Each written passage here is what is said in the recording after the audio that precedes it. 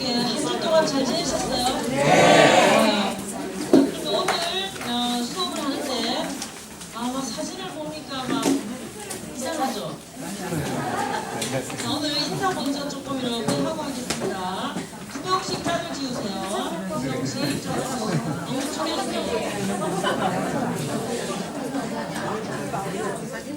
자, 두 명씩 짝을 지어요. 자, 두 명씩 짝 지었어요? 네. 자, 그래서 이제 저번에 인사했나? 안녕하세요, 반갑습니다 했어요? 안 했어요. 자, 목소리를 살짝 올리세요. 오른손과 오른손을 이렇게 해요. 그래서 안녕하세요 이렇게 하면 안녕하세요. 자, 그리고 찾고 있으세요. 아니, 두 명씩 해야 돼. 그러면 연장하고 해야 연습해 하고 싶어요.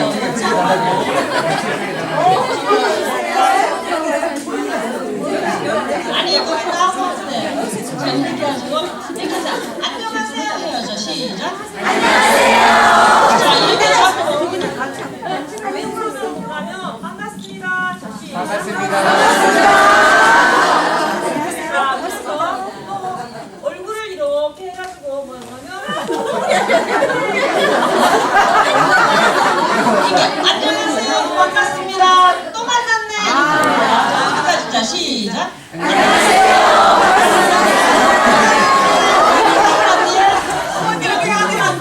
안아주면서 뭐라 그러냐면 사랑합니다 이렇게 합니다.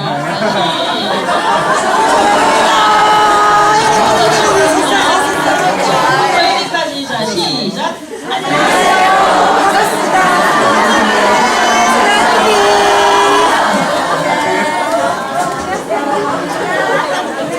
자, 어떻게 돼가요? 네. 자, 다시 한번 해봅니다. 자, 시작.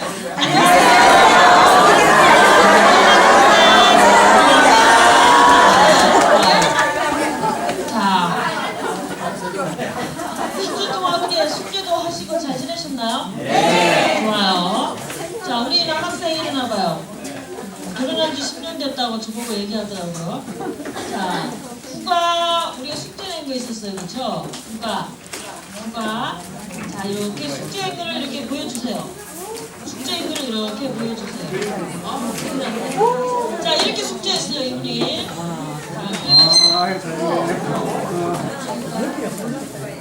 이렇게 해서 설명을 조금 이렇게 해보도록 하겠습니다. 아니, 이분 거를 보니까 보지 말고 이분 거 이렇게 보면서 이분이 제가 한 주 동안 이런 마음으로 숙제를 했습니다 라고 이렇게 그림을 그린 거에 대해서 설명을 약간 하도록 하겠습니다. 숙제 동사예요, 대표적으로. 시작하세요. 여기 와봐요.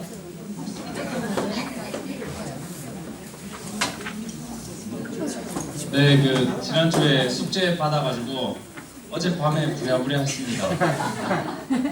네, 했는데 여기는 이제 제 마음을 좀 어둡게 하는 그런 거를 생각을 하면서 이렇게 혼자 이렇게 쓰다 보니까 이게 십자가가 이렇게 되더라고요. 그래서 십자가를 하나 그렸는데 생각해보니까 또 이게 또 어떤 나를 속상하게 하는 그것뿐만이 아니라 내 자신도 똑같은 또 그게 하나 더 그려져가지고 결국 이렇게 두 개가 나오더라고요. 두 개 나와서 그걸 이렇게 지우면서 밝게 해달라라고 이렇게 마음속으로 얘기하면서 이렇게 했고요. 왼쪽은 이제 지우면서 그 밝음을 볼 수 있는 눈을 가질 수 있게 그렇게 기도하면서 했습니다. 자, 또 뭘 하고 싶다. 우리 학생 안 했어? 했지. 그래, 안 할 일은 없어. 얘기해봐요.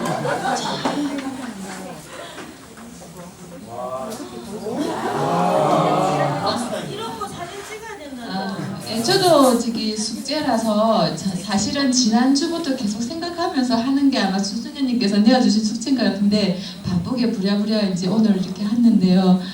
여기 같은 경우에는 제가 이제 수녀님께서 전번에 말씀하실 때 자기가 지우고 싶은 어두운 가그라든가 뭐 안 좋은 미움 같은 게 있다면은 그런 것을 먼저 적어보라고 하셔가지고 일단 글로 적지는 않았지만은 제가 이제 그런 옛날에 조금 안 좋았던 기억들을 하면서 꽤 많이 칠했고요.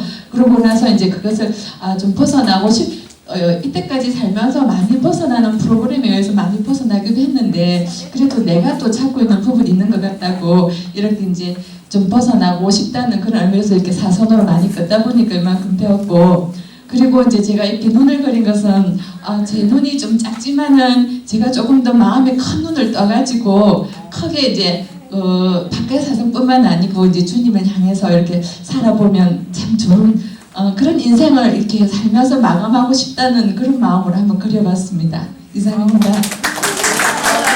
시작! 훌륭하시다! 자, 또 하고 싶은 분? 좋아요. 없어요? 없어요? 너 해봐 이러지 말고 본인이 하세요. 없어요? 그래요. 자, 누구 옆 사람과 하나 추천하고 싶은 분 이렇게 숙제해보고 추천해요? 좋아요.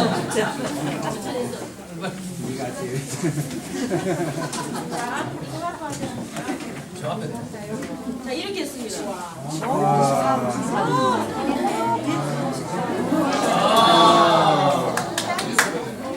이제 설명해봐요.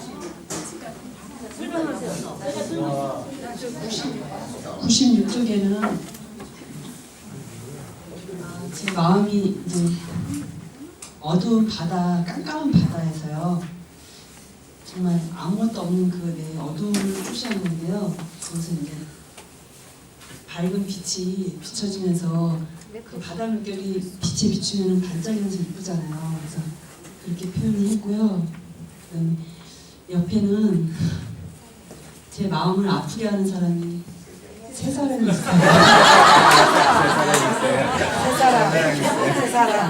세 사람이 좀 오래된 과거가 있는데 저희 친정 엄마랑 요즘에 사춘기 겪고 있는 제 아들, 그다음에 그걸 감당을 못하는 제 자신입니다. 그래서 세 사람이라고 하고요. 이 사순 특강을 통해서 그 세 사람을 제 자신과 아들과 저희 엄마를 사랑할 수 있기를 바라면서 했습니다.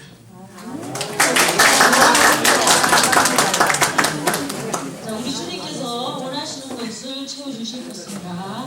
오늘은 우리가 2과 그리고 4과 그리고 8과를 함께 이렇게 하면서 오늘 전체적인 주제는 뭔가면 결핍된 삶, 뭔가가 우리 삶 안에 채워지지 않은 약간의 부족함을 바라보는 그런 시간을 갖도록 하겠습니다.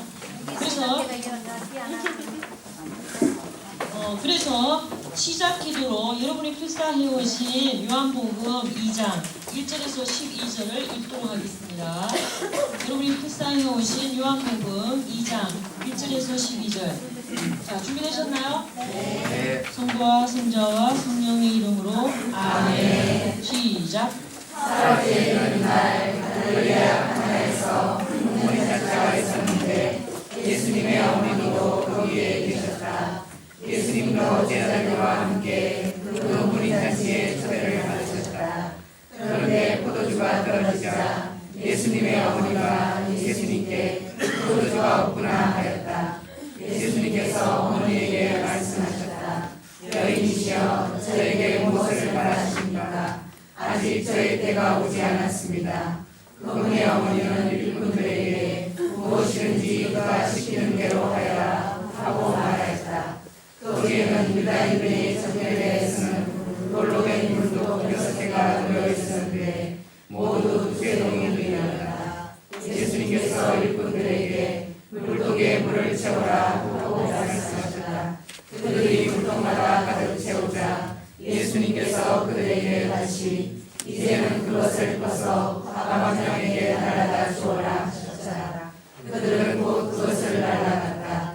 가방장은 포도주가 된 물을 맛보고 그것이 어디에서 났는지 알지 못하였지만 물을 퍼간 일꾼들은 알고 있었다. 그래서 가방장이 신랑을 불러 그에게 말하였다. 누구든지 먼저 좋은 포도주를 내놓고 손님들이 취하면 보다 못한 것을 내놓는데 지금까지 좋은 포도주를 만들어 두셨군요. 이렇게 예수님께서는 처음으로 갈릴레아 가나에서 표징을 일으키시어 당신의 영광을 드러내셨다. 그리하여 제자들은 예수님을 믿게 되었다.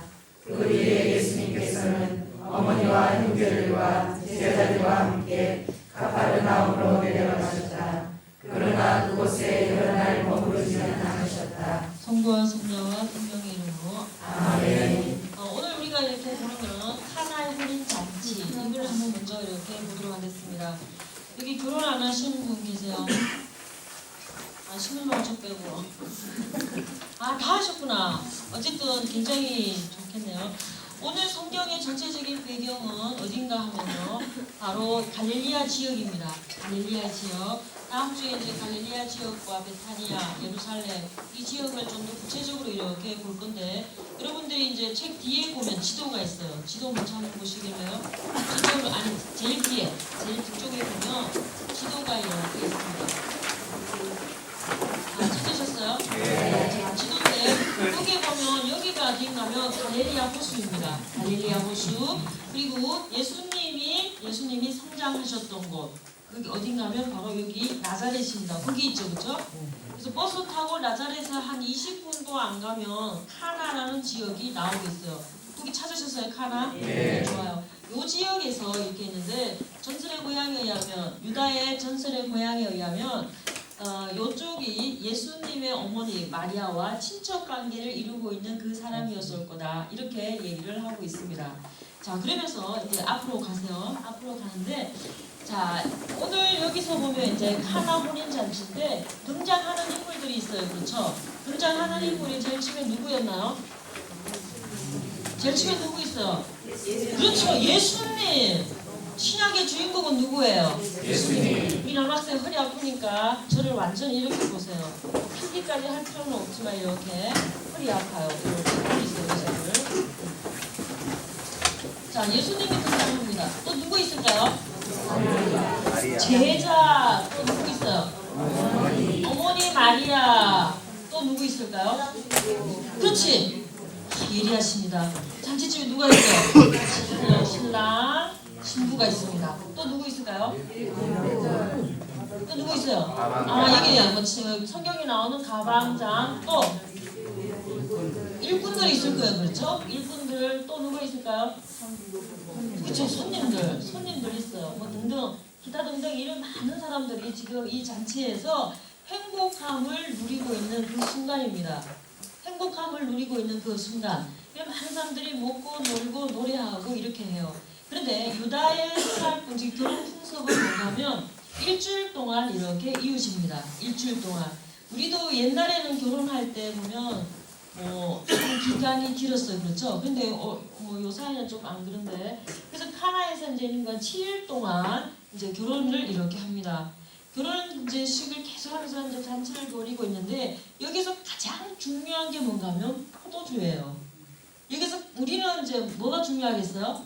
막걸리. 이제 이렇게, 옛날 같으면 그렇게 되는데, 여기에서는 포도주가 가장 중요한, 빠져서는 안 될 그런 것 중에 하나입니다.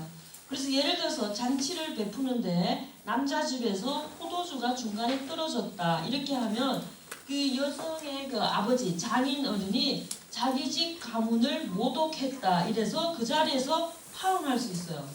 그 정도로 이 포도주가 중요한 역할을 하는 것 중에 하나가 그 당시 이제 결혼 풍습이었습니다.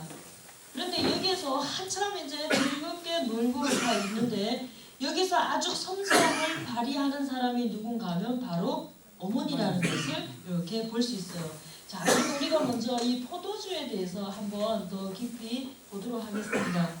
포도, 요한복음에 보면 포도, 포도주, 포도나무 이런 것들이 굉장히 많이 나오는 것 중에 하나입니다. 그러면 우리가 살짝 포도나무에 대해서 조금 보도록 하겠습니다.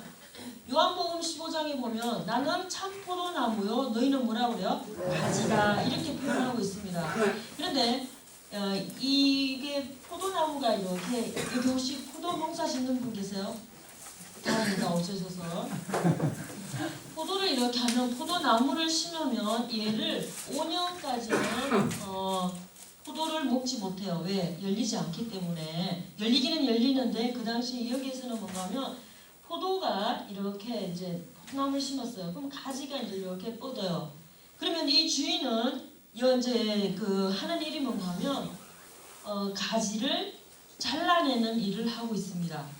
그래서 얘가 이제 심어져가지고 이렇게 커요. 이렇게 크면 얘가 막 세상에 나오니까 하고 싶은 게 너무 많잖아요. 그렇죠? 막 이쪽도 뽑고 이쪽도 뽑고 그러나 주인 마음에 들어야 해요. 이 가지 뻗는 게. 근데 주인 마음에 들지 않으면 뭐요? 잘라버립니다. 잘라버려요. 그러니까 이 가지, 이 나무 입장에서는 뭐야? 너무 억울한 거예요. 내가 이렇게 하면 정말 잘할 수 있을 텐데 왜 나를 잘라? 이러는 겁니다. 그러나 또 막 잘라내요. 다음 해가 됐어요. 다음 해가 됐는데 이 나무가 더 붓다구가 났어요. 주인이 이기나 내가 이기나 두고 보자. 나는 내 마음껏 세상을 살아가리라. 이렇게 하면서 또 막 가지를 또 막 자기 멋대로 합니다. 주인이 마음에 들면 그냥 있는데 주인 마음에 들지 않으면 뭐요? 잘라냅니다. 이제 3년째 됐어요. 3년째 되니까 야, 이 이제 사람이 왜 그잖아. 끝까지 달려봐야 되잖아.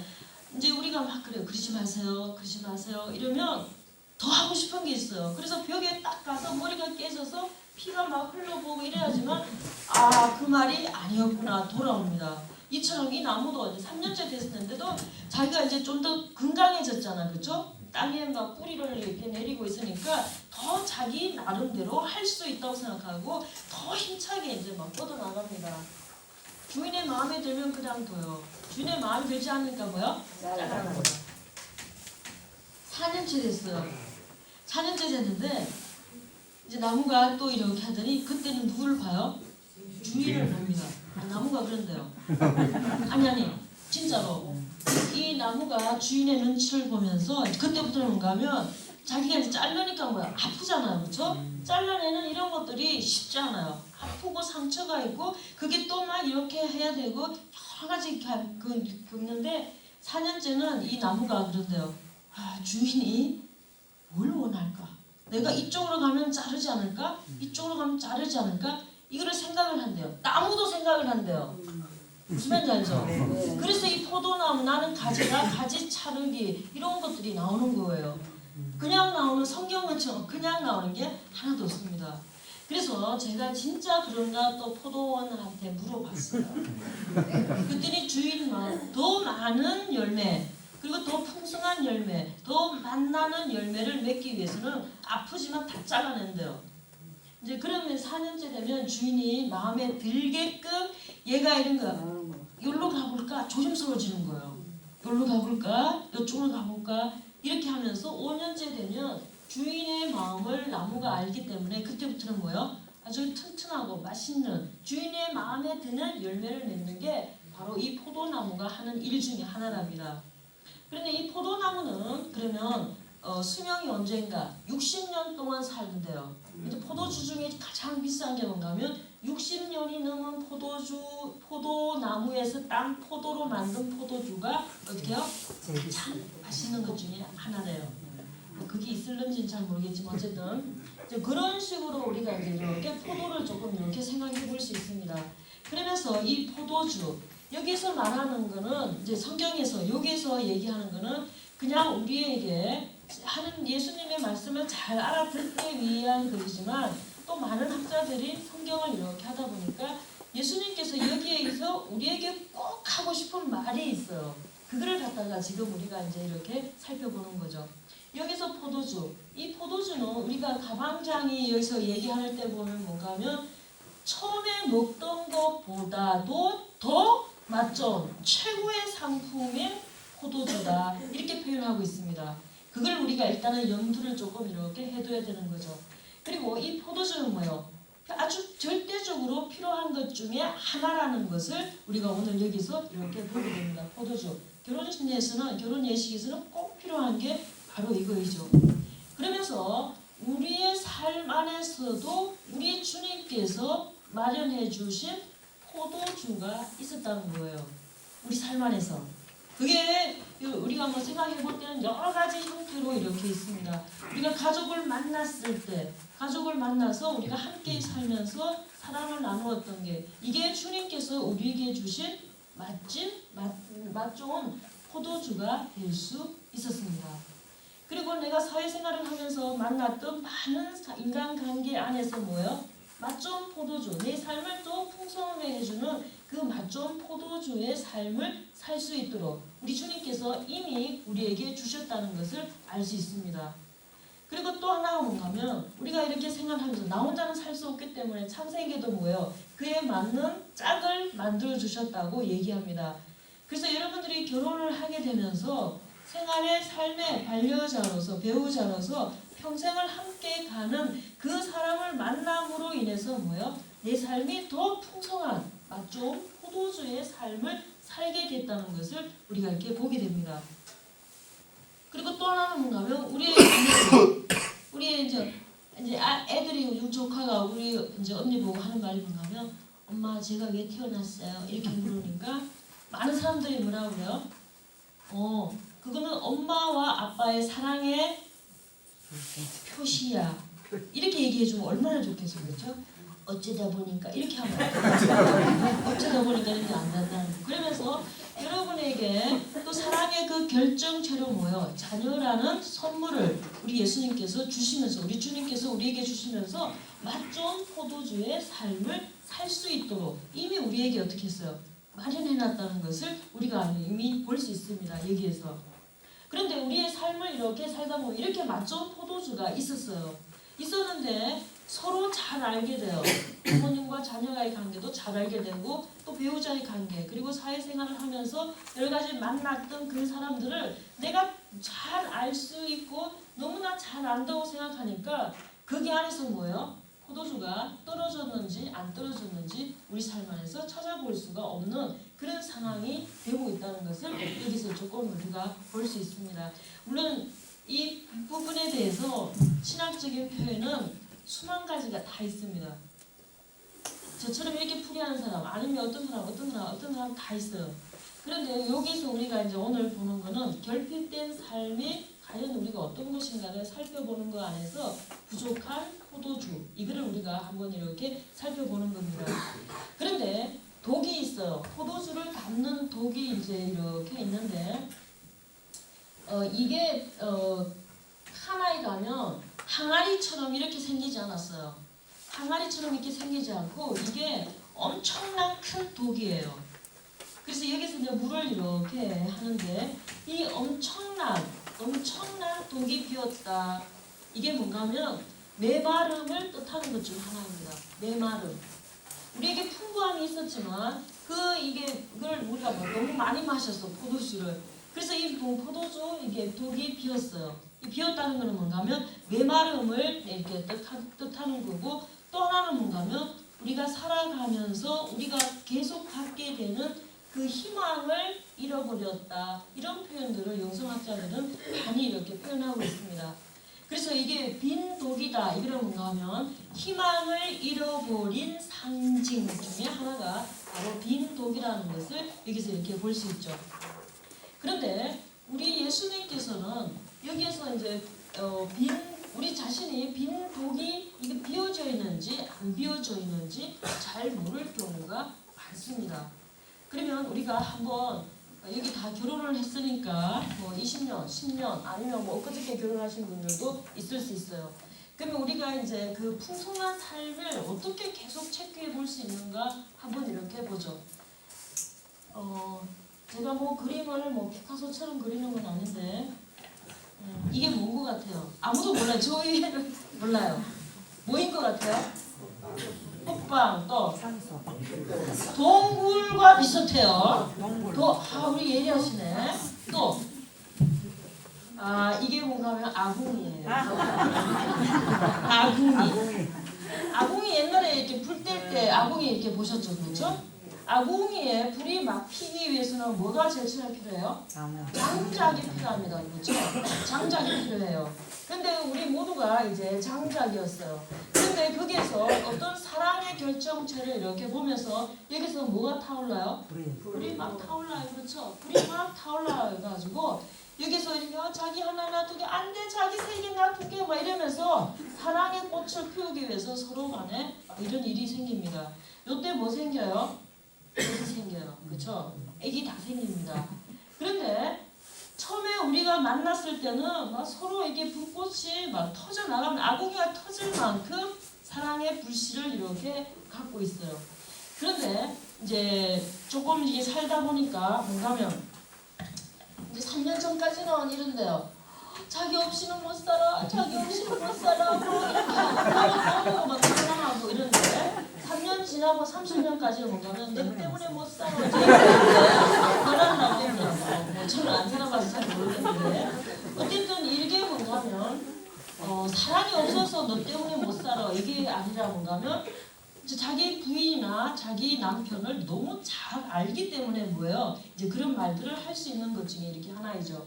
그런데 우리가 여기서 이렇게 이제 이 사랑의 불씨를 계속 이렇게 하면 얼마나 좋겠어요. 근데 삶을 살다 보면 그렇지 않을 수도 있어요. 그 사랑이 뭐예요? 배신의 칼을 뽑을 때가 있습니다. 어떤 형태로든지. 이게 바로 우리에게 주는 결핍의 상태가 될 수 있다는 거예요. 결혼 생활 안에서. 예를 들어서 이제 저는 이제 근데 여기 아파트가 이렇게 있어요. 아파트가 이렇게 있는데 6층이에요. 6층에 있는데 애들이 4학년이에요. 4학년이에요. 근데 얘가 이제 이 집에 놀러를 갔어요. 놀러를 갔다가 집에 딱 와가지고 엄마한테 하는 말이 뭔가 엄마 아버지 쌍둥이야? 이렇게 물은 거예요 이제. 아니 여기는 남학생 말고 쌍둥이야 이러니까 엄마가 이 자식 무슨 그런 말을 해 이러면서 그런데 여성의 그 예리한 직감력 있잖아. 그 직감력으로 뭐라고 하냐면 다음에 이 집에 가면 아빠 넥타이 그 사람 있잖아 사진 속에 있는 그 넥타이가 어떤 색깔인지 알아오라고 그랬어요. 여기가 또 놀러를 갔어. 그때 사진을 이렇게 보고 집에 와서 장롱을 촥 열더니 자기 가면 이거야 이렇게 된 거예요. 그럼 그 집이 어떻게 된지 저는 이제 몰라요. 이제 그러면서 이 배신을 이제 칼을 꼽는 거죠. 이거를 우리가 이렇게 보면서 그러면 그렇게 배신을 때렸다고 해서 우리가 도장직으로 가야 되는가? 그건 또 아닌 것 같아요. 그렇죠? 어쨌든 그럼 어떻게 하냐? 그 시발점이 뭔가면 이 부족하고 메마르고 희망이 없는 이 빈 독에 우리가 뭔가를 채워넣을 수 있는 가능성이 있는지 없는지를 한번 살펴보는 겁니다. 그랬을 때 우리가 어디로 돌아가요? 처음에 우리가 불꽃을 피웠던 이 아궁이로 한번 돌아와 봐야 합니다. 그래서 이 아궁이에 진짜 조금 있다나 불꽃이 남아있어서 조금 있다나 장작을 나무 젓가락 있다나 이렇게 넣으면 불이 피울 수 있는 그 힘의 가능성이 있는지 아니면 여기에 먼지만 펄펄 날아다니고 쓰레기만 잔뜩 놓여있는지 우리가 처음에 걸어갔던 이 부분을 한번 돌아올 필요가 있습니다. 그런데 그거 없이 뭐야? 가차 없이 이렇게 저렇게 이렇게 하는 거는 헤어지더라도 아픔의 상처만 남아있죠. 그래서 여기에 보면 우리의 삶도 있을 수 있고 또 우리들의 자녀들의 삶이 이거를 갖다가 또 이렇게 말해주고 있습니다. 그러면서 여기에서 우리가 조금 이렇게 봤을 때는 뭔가 하면 성모님의 역할을 우리가 여기서 볼 수 있어요. 성모님은 이미 뭐예요? 여기에서 우리에게 이 메마름이 찾아왔다는 것을 알고 있습니다. 아무도 눈치를 채지 못한 이 상태인데 성모님만이 뭐예요? 이 모든 것을 섬세하게 이렇게 보면서 그를 캐치를 하고 이 독을 채워줄 그분에게 갑니다. 우리 보고 너 왜 그렇게 살았어? 이렇게 우리를 자촉하지 않습니다. 왜 포도주를 떨어지게 했어? 이러면서 그 집에 하인들에게 재촉하지 않았어요. 그렇지만 모든 가능성을 가지고 있는 그분께 이거를 갖다가 빈 독을 희망이 없는 이것을 갖다가 채워줄 수 있는 그분에게 그냥 갑니다. 그분에게 가서 뭐요? 포도주가 없구나. 그냥 그 말 한마디만 하고 있습니다. 그러면은 이 성모님은 뭐요? 그분이 때가 되지 않았다고 해도 모든 것을 마련해 줄 분이라는 것을 알고 있습니다. 그랬을 때 우리 주님께서는 여기에다가 뭐요? 물을 부어라 이렇게 얘기합니다.